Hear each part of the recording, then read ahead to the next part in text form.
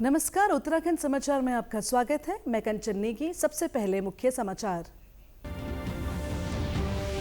केदार घाटी में रेस्क्यू अभियान का पहला चरण हुआ पूरा। वायुसेना के चिनूक हेलीकॉप्टर को भारी मशीनों को पहुंचाने के लिए केदारनाथ में किया गया है तैनात।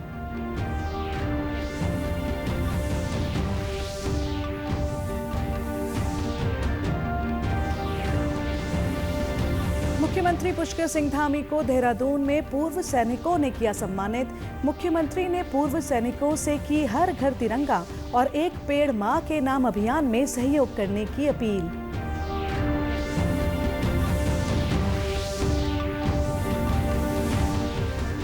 और सावन का आखिरी सोमवार आज प्रदेश भर के शिवालयों में जलाभिषेक के लिए लगा श्रद्धालुओं का तांता। अब समाचार विस्तार से। केदार घाटी में रेस्क्यू अभियान का प्रथम चरण पूरा हो गया है। रविवार को केदारनाथ में स्वेच्छा से रुके हुए 78 लोगों को MI-17 के जरिए गुप्तकाशी पहुंचाया गया, जिनमें स्थानीय दुकानदार, साधु संत, घोड़ा खच्चर चालक शामिल थे। अब सभी लोगों का रेस्क्यू कार्य पूरा हो गया है। इसके साथ ही वायुसेना का MI-17 हेलीकॉप्टर का अभियान भी खत्म हो गया है। हालांकि वायुसेना के चिनूक हेलीकॉप्टर को कुछ भारी मशीनों को पहुंचाने के लिए केदारनाथ में फिलहाल रोका गया है। वहीं मुख्यमंत्री पुष्कर सिंह धामी ने इस रेस्क्यू अभियान में सहयोग के लिए प्रधानमंत्री नरेंद्र मोदी और गृह मंत्री अमित शाह का आभार प्रकट किया है। मुख्यमंत्री ने राहत और बचाव कार्यों में लगी विभिन्न एजेंसियों का भी आभार जताया है। अपने संदेश में उन्होंने कहा कि इस रेस्क्यू अभियान में 15,000 से भी अधिक लोगों को सुरक्षित बचाया गया है। राहत और बचाव कार्यों में लगी विभिन्न एजेंसियों ने शानदार रणनीति के साथ योजनाबद्ध तरीके से कार्य किया और एक सप्ताह से भी कम समय में यह अभियान संपन्न हो सका। इस बीच केदारनाथ पैदल मार्ग में 31 जुलाई को अतिवृष्टि के चलते क्षतिग्रस्त अधिकांश रास्तों को पैदल चलने योग्य बना दिया गया है। विभिन्न स्थानों पर 29 मार्ग क्षतिग्रस्त हुए थे, जिनमें से 25 मार्गों को यात्रियों के पैदल आवागमन के लिए सुचारू कर दिया गया है। शेष सड़कों को भी दुरुस्त करने के लिए युद्ध स्तर पर कार्य किया जा रहा है। केदार घाटी में लगातार हो रही बारिश से क्षेत्र में जनजीवन पर असर पड़ा है। रविवार शाम केदारनाथ धाम के पैदल मार्ग स्थित भीमबली के एक बड़े भूभाग में भूस्खलन होने के बाद मलबा मंदाकिनी नदी में जमा हो गया। इस कारण मंदाकिनी नदी का प्रवाह रुक गया था, जिससे झील बनने लग गई थी। हालांकि धीरे धीरे पानी का रिसाव हो रहा है। जिला आपदा प्रबंधन अधिकारी नंदन सिंह रजवार ने जानकारी देते हुए बताया कि भीमबली हेलीपैड के सामने नदी के पार पहाड़ी से भूस्खलन हुआ है, जिससे मंदाकिनी नदी में पानी का तालाब बना था। इस घटना में किसी प्रकार से जानमाल की कोई क्षति नहीं हुई है। उधर टिहरी में रात भर बारिश होने से हिंदाव पट्टी के बड़ियार ग्राम पंचायत के डखवाण गांव तोक में एक मकान भूस्खलन की जद में आने से क्षतिग्रस्त हो गया है। इसके अलावा गांव के ज्वालपा मंदिर में मलबा भरने और खेतों में खड़ी फसल को मलबे से भारी नुकसान होने की भी सूचना है। इस खबर पर ज्यादा जानकारी देने के लिए हम बात करेंगे अपने संवाददाता जयप्रकाश कुकरेती से। जी जयप्रकाश जी, क्या है हमारी अभी तक की परिस्थिति वहां पे, क्या आप हमें बताएंगे? मैडम, अब तक जो है ये बडियार हिंदाव में सूर्य सिंह का मकान 9:30 बजे मलबा आने से पूरी तरह ध्वस्त हो गया है। इसके अलावा यहाँ ज्वालबा का मंदिर है, ज्वालबा के मंदिर में भी भारी मलबा आया है और यह प्रशासन द्वारा इस परिवार को इनका दूसरा गांव में दूसरा मकान भी वहां शिफ्ट कर दिया गया है और वहां पूरी राशन की व्यवस्था कर दी गई है। मैडम, इसके अलावा कल जो है अंथवाल गांव में कुलानंद, पुष्पा देवी, सतीश और विजय राम के घरों के ऊपर भूस्खलन हुआ था, उनको भी गांव में शिफ्ट कर दिया गया है। इसके अलावा कल बडियारपुरा में भी 4 परिवारों को पंचायत घर में शिफ्ट कर दिया गया था। इस गांव के ऊपर मलबा आने से के कारण यहाँ भूधसाव हुआ था। तो जयप्रकाश जी, इस ओर जिला प्रशासन की ओर से क्या कदम उठाए गए हैं? जिला प्रशासन लगातार इसमें नजर रखे हुए है।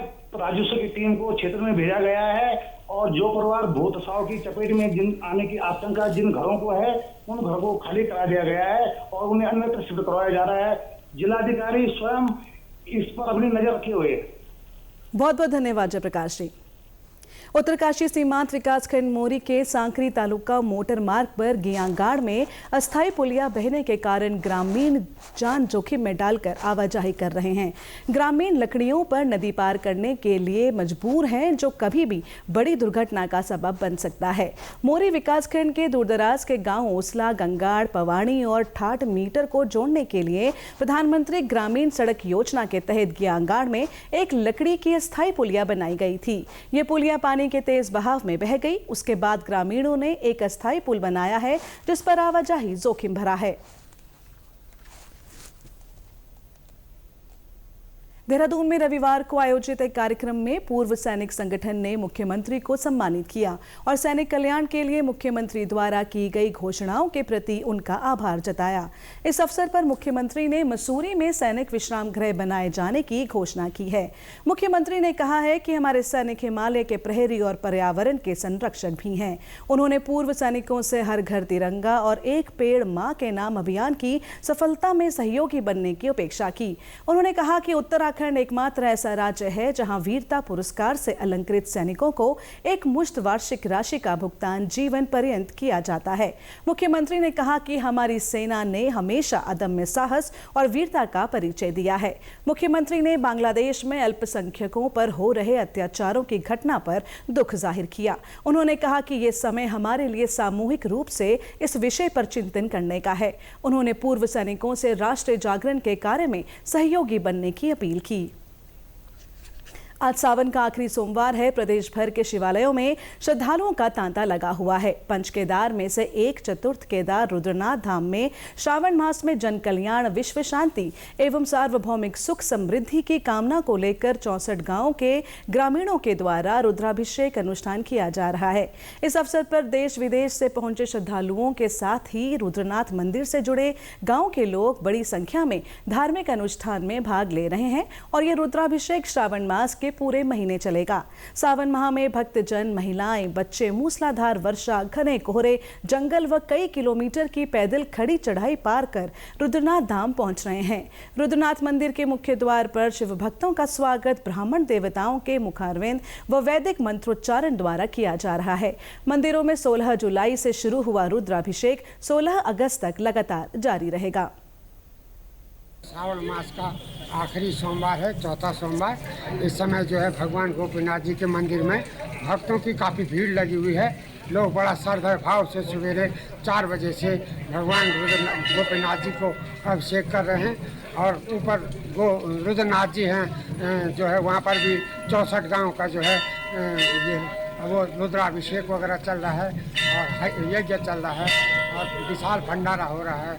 वहाँ पर भगवान लोग काफ़ी श्रद्धा में लोग जा रहे हैं अपने अपने गांव से। जैसे जैसे लोगों को आदेश हो रहा है भगवान रुद्रनाथ जी का, लोग बड़े श्रद्धा भाव से रुद्रनाथ जी का दर्शन करने जा रहे हैं। चतुर्थ केदार भगवान रुद्रनाथ जी में 64 गाँवों के निमित्त आजकल रुद्रकल्प अनुष्ठान हो रहा है और इसमें सभी 64 गांव बढ़ चढ़ के भाग ले रहे हैं। और रुद्रनाथ जी की शीतकालीन गद्दी स्थल में भी सावन के इस सोमवार में बहुत संख्या में श्रद्धालु आ रहे हैं और अपनी मनोकामना के निमित्त पूर्ण पूजा अर्चना कर रहे हैं। दूसरी ओर पर्वतीय क्षेत्र में श्रावण मास के अंतिम सोमवार को सीमांत जनपद चमोली के शिवालयों में जलाभिषेक के लिए श्रद्धालुओं की आज तड़के से ही लंबी कतारें लगी रहीं। चतुर्थ केदार रुद्रनाथ के गद्दी स्थल, गोपीनाथ मंदिर, बैरासकुंड, कल्पेश्वर, बामनाथ, अग्यारी, महादेव सहित विभिन्न शिवालयों में तड़के से ही श्रद्धालुओं ने जलाभिषेक कर पूजा अर्चना की। वहीं कई स्थानों पर इस अवसर पर मेले भी आयोजित किए गए हैं। नमस्कार। जैसे आप सभी को पता होगा आज सावन महीने का लास्ट सोमवार है, तो आज हम सब गोपीनाथ मंदिर में आए हैं जलाभिषेक के लिए। तो आज बहुत अच्छा लग रहा है, लास्ट सोमवार भी है और भीड़ भी बहुत ज़्यादा बढ़ रही है। ये भगवान शिव का गोपीनाथ भगवान का चौथा सोमवार है, तो हम बड़ी श्रद्धा भक्ति से प्रभु गोपीनाथ की भूमि में आए और बड़ी श्रद्धा रखते हैं और विगत 20-22 सालों से भगवान गोपीनाथ के प्रति हमारी बहुत श्रद्धा।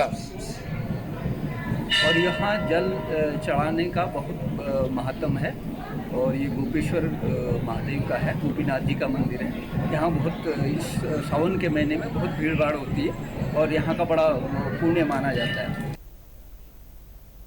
इसी के साथ अभी तक के समाचार समाप्त हुए। दूरदर्शन समाचारों से जुड़े रहें। मिलते हैं फिर शाम 5 बजे के बुलेटिन में। नमस्कार।